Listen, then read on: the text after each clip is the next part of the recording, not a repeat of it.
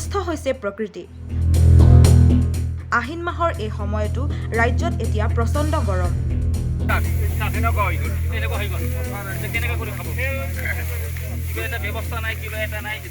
গৰমৰ বাবে পথাৰত মেলিছে চিৰাল ফাট। উৎকট গৰমৰ বাবে পথাৰত শুকাইছে বাঢ়ি অহা ধাননি। পানীৰ অভাৱত বিঘাই বিঘাই খেতিত কৰা ধাননি এতিয়া ৰঙা হৈ জ্বলি যোৱাৰ উপক্ৰম হোৱাৰ লগতে পথাৰত মেলিছে বৃহৎ ফাট।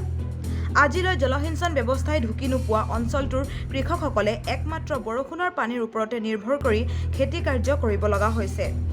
শনিবাৰে এইদৰে শ শ কৃষকসকল ওলাই আহি অতি শীঘ্ৰেই অঞ্চলটোত জলসিঞ্চন ব্যৱস্থা গঢ়ি তুলি বৃহত্তৰ অঞ্চলটোৰ কৃষক ৰাইজক সকাহ দিয়াৰ দাবী উত্থাপন কৰিছে কৃষক ৰাইজে। প্ৰায় 1.5 মাহমান এটোপো পানী নপৰাৰ ফলত গোটেই ধানবোৰ জ্বলি নাইকিয়া হৈছে, যাৰ ফলত এই অঞ্চলৰ ৰাইজে অহা বছৰ কি খাব চিন্তাৰ কথা হৈছে।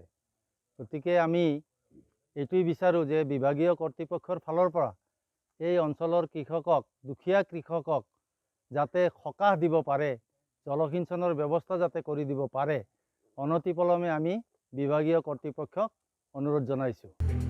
অইন বৰ্ষৰ তুলনাত এইবাৰ অতিমাত্ৰা গৰমৰ বাবে বাঢ়ি অহা ধাননি এইদৰে মৰহি যোৱাৰ ফলত কৃষকসকল চিন্তিত হৈ মূৰে কপালে হাত দিয়াৰ উপক্ৰম হৈছে।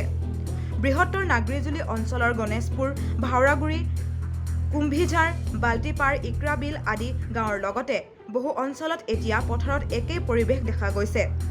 চৰকাৰে কৃষকসকলৰ বাবে বহু অভিলাষী আঁচনি গ্ৰহণ কৰিছে যদিও কি কাৰণে এইসমূহ অঞ্চলত বাৰম্বাৰ অনুৰোধ জনোৱাৰ পিছতো জলসিঞ্চনৰ ব্যৱস্থা গঢ়ি তোলা নাই সেয়া প্ৰশ্ন উত্থাপন কৰাৰ লগতে শীঘ্ৰেই ব্যৱস্থা গ্ৰহণ নকৰিলে কৃষক ৰাইজে ভোট বৰ্জন কৰাৰো হুংকাৰ প্ৰদান কৰে। প্ৰায় যেতিয়া আজি জমা হ'লো চাওক, আপোনালোকে খেতিপথাৰখন দেখিছে, খেতিপথাৰখন জ্বলি পৰি একো ছাই হৈ গ'ল। এতিয়া আমি ভাৰত স্বাধীন হোৱাৰ পৰাই খেতি কৰি জীৱিকা নিৰ্বাহ কৰি আছোঁ, কিন্তু বিভিন্ন ডিপাৰ্টমেণ্ট আছে, বিভিন্ন আমাৰ প্ৰতিনিধি আছে, তেওঁলোকৰ চকুত কিন্তু কাৰো পৰা নাই যে এতিয়া জলসিঞ্চন ব্যৱস্থা কৰিব লাগিব, কৃষকক উন্নতি কৰিব লাগিব। আজি এই আমি ভুগি আছোঁ ৰাইজে, আৰু মানুহবিলাকে 4 বিঘা 5 বিঘা খেতি কৰি আছে। তেতিয়া এই মানুহবিলাকৰ কি হ'ব? ডাঙৰ ডাঙৰ প্ৰজেক্ট লয় চৰকাৰে, কিন্তু কামত নাহে, কোনো এটা ধৰণৰ কামত অহা নাই। এটা ইমান ধৰি আমি লাগি আছোঁ, আমাৰ ইয়াৰে প্ৰতিনিধি পঠাই আছোঁ, কিন্তু তেওঁলোকে কিয় বা একদম মৌন অৱলম্বন কৰি আছে আমি নাজানো।